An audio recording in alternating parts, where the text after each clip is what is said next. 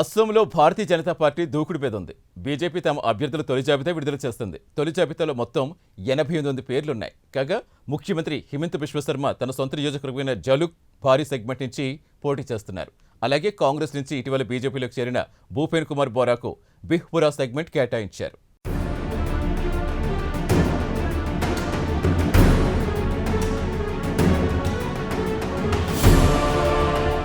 ఈశాన్య రాష్ట్రమైన అస్సాంలో గత 2 దఫాలుగా భారతీయ జనతా పార్టీ అధికారంలో ఉంది.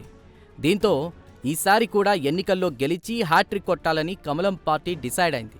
ఇందుకు అనుగుణంగా తన మార్క్ ఎత్తుగడలు వ్యూహాలతో బీజేపీ దూసుకుపోతోంది. తాజాగా అస్సాం ఎన్నికలకు సంబంధించి భారతీయ జనతా పార్టీ తొలి జాబితా విడుదల చేసింది. ఇందులో 88 మంది అభ్యర్థుల పేర్లున్నాయి. అస్సాంలో మొత్తం 126 అసెంబ్లీ నియోజకవర్గాలున్నాయి. కాగా మిగతా నియోజకవర్గాలకు కూడా అతి త్వరలో జాబితాలు విడుదల చేయడానికి కమలం పార్టీ పెద్దలు పెద్ద ఎత్తున కసరత్తు చేస్తున్నారు.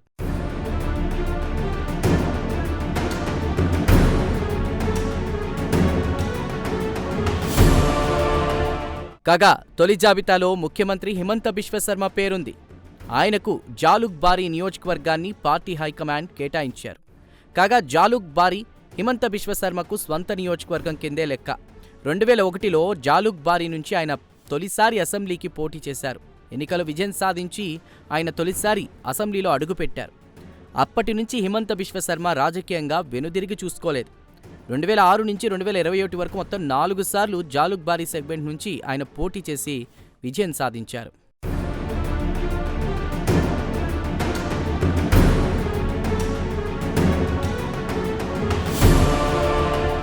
కాగా ఈసారి కూడా హిమంత బిశ్వ శర్మ విజయంపై ఎవరికీ ఎటువంటి అనుమానం లేదు. నియోజకవర్గంలోని ప్రతి మారుమూల ప్రాంతం ఆయనకు కొట్టిన పిండే.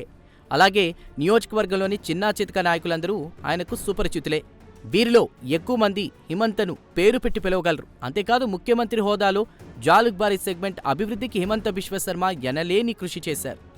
సెగ్మెంట్లో మౌలిక వస్తువుల కల్పనకు ఆయన పెద్దపీట వేశారు. పాఠశాలలు, ఆసుపత్రుల ఏర్పాటుకు చొరవ చూపారు.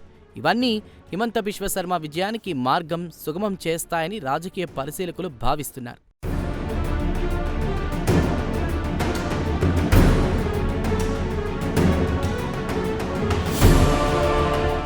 అంతేకాదు ఇటీవల కాంగ్రెస్ నుంచి కమలం పార్టీలోకి ఎంట్రీ ఇచ్చిన నాయకుల పేర్లు కూడా తొలి జాబితాలో ఉండడం విశేషం.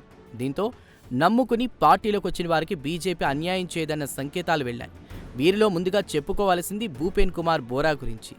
బోరా అస్సాం కాంగ్రెస్లో ఓ ప్రముఖ నాయకుడు. అంతేకాదు 5 ఏళ్ల పాటు అస్సాం కాంగ్రెస్ కమిటీకి అధ్యక్షుడిగా కూడా ఆయన పనిచేశారు. అలాగే 2 సార్లు ఎమ్మెల్యేగా పనిచేశారు. వీటన్నిటికీ మించి కాంగ్రెస్ పార్టీలో వ్యూహకర్తగా బోరాకు మంచి పేరుంది. అయితే ప్రస్తుత ప్రదేశ్ కాంగ్రెస్ కమిటీ అధ్యక్షుడు గౌరవ్ గొగోయ్తో వచ్చిన విభేదాల కారణంగా ఆయన కాంగ్రెస్కు గుడ్ బై కొట్టారు. కాగా బీజేపీ తొలి జాబితాలో బోరాకు బిహ్పూర్ నియోజకవర్గంను కేటాయించారు.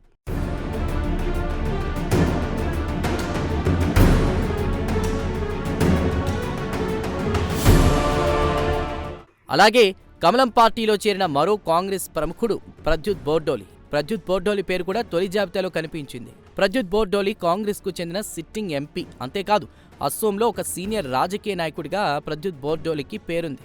2 సార్లు కేబినెట్ మంత్రిగా ప్రద్యుత్ బోర్డోలి పనిచేశారు. అయితే ఇంతటి ఘన చరిత్ర ఉన్న ప్రద్యుత్ బోర్డోలి ఇటీవల కాంగ్రెస్ పార్టీకి గుడ్ బై కొట్టారు. అంతేకాదు వెంటనే భారతీయ జనతా పార్టీలోకి ఎంట్రీ ఇచ్చారు.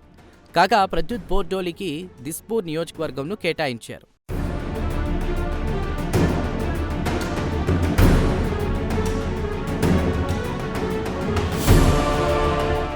ఇది ఇలా ఉంటే అస్సాంలో గతంలో చొరబాటుదారుల సమస్య చాలా ఎక్కువగా ఉండేది. అస్సాంకు బంగ్లాదేశ్ సరిహద్దులు బాగా దగ్గర. దీంతో అక్రమంగా సరిహద్దులు దాటి అస్సాంలోకి బంగ్లాదేశీయులు చొరబడేవారు.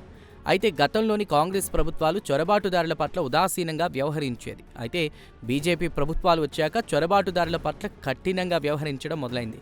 మరీ ప్రధానంగా చొరబాటుదారులపై హిమంత బిశ్వ శర్మ సర్కార్ ఉక్కు పాదం మోపింది.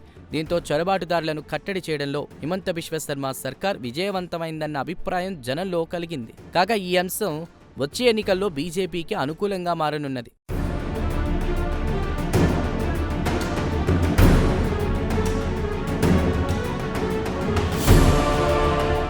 అంతేకాదు గత 5 ఏళ్ల కాలంలో అస్సోంలో అనేక అభివృద్ధి కార్యక్రమాలను హిమంత బిశ్వ శర్మ సర్కార్ చేపట్టింది. ప్రధానంగా శాంతి భద్రతల సమస్య తలెత్తకుండా కీలక నిర్ణయాలు తీసుకుంది. అలాగే రవాణా నెట్వర్క్ను బలోపేతం చేయడానికి హిమంత బిశ్వ శర్మ అనేక చర్యలు చేపట్టింది.